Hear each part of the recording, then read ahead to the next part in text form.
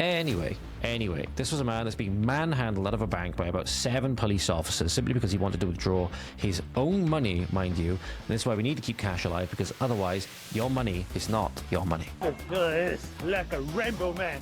Oh, so we got 1, 2, 3, 4, 5, 6, 7, 8. There's about 13 or 14 police officers here. Many heavily armed, seemingly. This looks like a firearm here. Might be a taser. I'm not sure which one it is. But look at this. They're absolutely manhandling him out of the bank. And it says here all he wanted was his cash. Bank said no. like a rainbow man.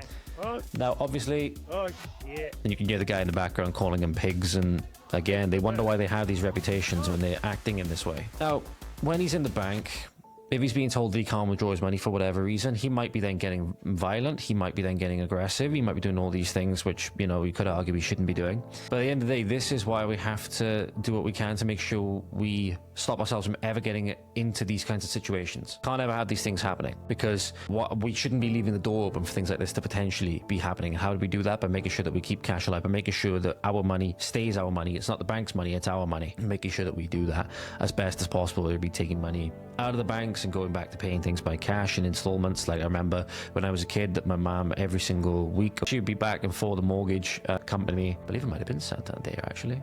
No, I don't think it was. I don't know if the mortgage company's around anymore. The office that she was going to wasn't around. He's not around anymore. But it seemed like every single week, or at least once a month, but you know, we get picked up from school and then over to the office. She'd have to pay it, and then we go back home. And I remember always complaining because I'd want to go home and I don't know, just do nothing or whatever.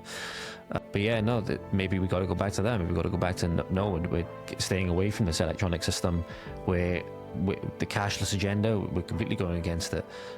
Ultimately, something's going to have to be done, and we're probably going to risk some persecution like this gentleman with that. At least for now, that's probably the way it's going to have to be. It's a sad situation we've allowed ourselves to fall into. We were, you know, when this was first coming out, they were trialing things like this on us in school.